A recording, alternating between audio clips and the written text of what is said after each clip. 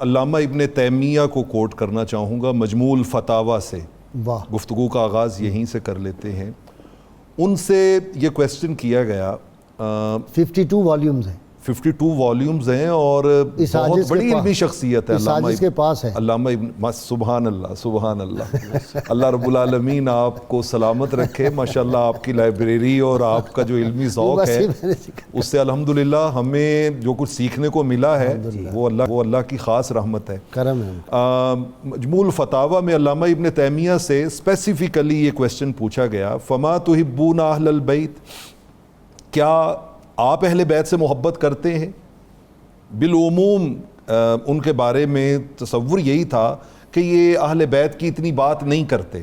ان کا جواب سنیے. انہوں نے کہا محبتہم عندنا فرض و واجب و یوجر علیہ.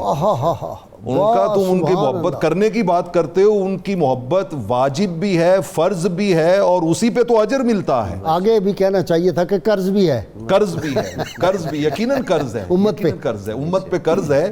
جو امت اس محبت کے بارے میں ڈاؤٹس کا شکار ہوتی ہے تو ان کے اوپر بہت بڑا قرض ہے. اور پھر انہوں نے اس کی 2 ریزنز بیان کی.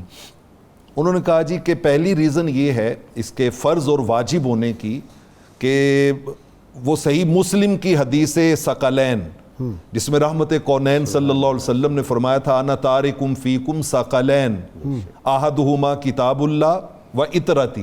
آقا علیہ الصلوۃ والسلام نے قرآن اور اپنی اہل بیت کی جہاں بات کی تھی تو وہاں پر رحمت کونین صلی اللہ علیہ وآلہ وسلم نے 3 بار ریپیٹڈلی کہا تھا اذکرکم اللہ فی اہل بیتی، اذکرکم اللہ فی اہل بیتی، کہ میری اہل بیت کو بھول جانے والوں میں تمہیں بار بار تاکید کر رہا ہوں کہ میری اہل بیت کے معاملے میں اللہ سے ڈرتے رہنا.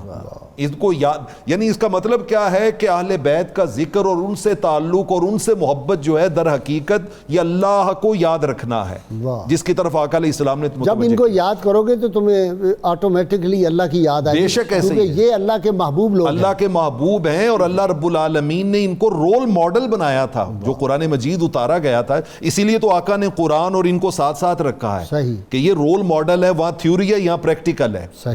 اور دوسری ریزن علامہ ابن تیمیہ نے بیان کی. انہوں نے کہا کہ نحنو نذکر کل یوم فی صلاتنا. ان کا تم ان کی محبت کی بات کرتے ہو یا یہ دلیل کم ہے ان کی محبت کی کہ ہم ہر روز اپنی ہر نماز میں ان پہ درود پاک پڑھتے ہیں. اللہم صلی علی محمد و آل محمد.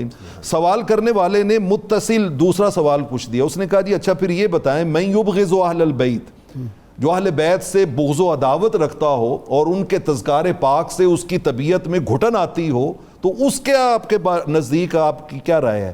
تو ان کا جواب اس سے بھی زیادہ شدت کے ساتھ جو تھا وہ نیگیٹو سینس میں انہوں نے یہاں پر بہت شدت کا اظہار کیا.